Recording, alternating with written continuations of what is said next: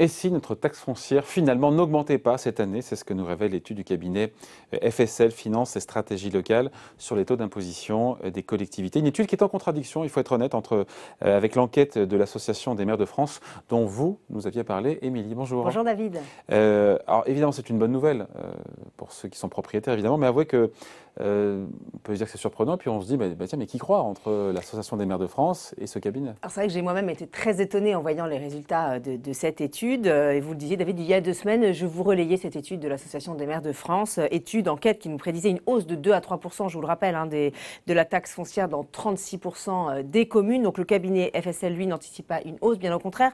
Pour lui, on devrait rester grosso modo sur un statu quo dans la majorité des grandes villes. Et c'est de quoi il parle, puisqu'il a passé au peigne fin les délibérations votées par les collectivités. C'est donc un travail vraiment sérieux et documenté. On va le dire d'emblée, on n'est pas là pour dénigrer ou dévaloriser évidemment le travail qui est fait par l'Association des maires de France. On prend parti pour personne. Mais cette enquête de l'Association des maires de France, on l'a relayée. Là, on va donc se pencher sur cette étude de ce cabinet de conseil. Oui, alors le cabinet a fait la distinction entre les villes de plus de 100 000 habitants et les villes de moins de 100 000 habitants. Alors pour les villes de plus de 100 000 habitants, les taux sont restés identiques à ceux de 2020 dans 90% des cas. Seules 4 villes finalement ont décidé d'augmenter leur taxe foncière. Du coup, au global, ça nous donne une moyenne à plus 0,3% contre moins 0,4% l'an dernier. Donc vous voyez, c'est l'épaisseur du trait. On est vraiment dans un statu quo.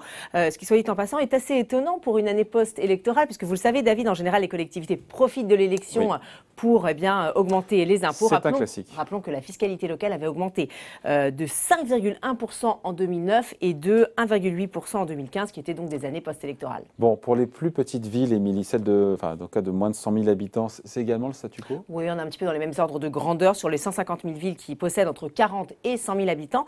L'évolution moyenne de la taxe foncière est de 8%. 19 villes ont quand même décidé d'augmenter leur taxe foncière et puis 3 villes ont décidé de la baisser. Bon, c'est quand même étonnant qu'on se dise que la crise n'a pas eu d'effet sur les finances locales. Les collectivités, elles auraient pu être tentées, évidemment, d'actionner ce qu'on appelle le levier fiscal, d'augmenter les impôts.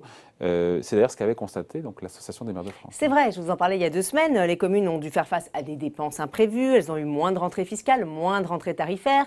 Il y a eu également le manque à gagner de la suppression de la taxe d'habitation pour les 20% des ménages les plus aisés. Et pourtant, les communes ont quand même opté dans leur grande majorité pour une stabilité fiscale en 2020. Et selon le directeur des études du cabinet FSL, elles pouvaient se le permettre, en fait, ces communes, car la situation n'est pas catastrophique. Les collectivités auraient en fait dégagé des bons résultats les années précédentes. Donc c'est pour ça qu'elles ont opté pour cette stabilité fiscale. Bon, tout ça c'est très bien, Émilie, mais ne me dites pas que certaines communes n'en ont pas profité quand même de cette crise pour augmenter les impôts. Là, je ne vous croirais pas. Je vous ai donné une tendance, David, d'une moyenne.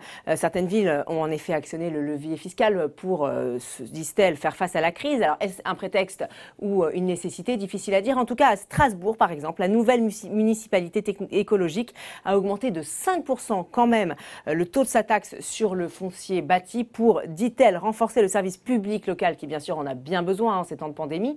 C'est à peu près la même philosophie au Mans, ville de notre ancien ministre de l'Agriculture, Stéphane Le Foll, qui invoque dans la presse locale un souci de prévoyance pour relever de 1% les taux du foncier, taux qui n'avaient quand même pas bougé depuis 2017. Donc c'est peut-être juste un rééquilibrage. En tout cas, toutes ces municipalités font figure d'exception dans un paysage où la stabilité fiscale domine. Et on peut dire, David, qu'on en a bien besoin, car figurez-vous que dans le même temps, on nous annonce une hausse de la taxe sur les ordures ménagères en 2021.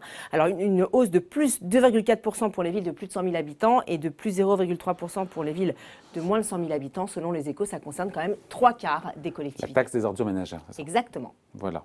Bon, en tout cas, on voulait relayer cette deuxième étude. Et on attend peut-être une réponse de l'Association des maires suite à cette étude. On sera là pour chroniquer et raconter ce feuilleton. Merci, Émilie. Merci, David.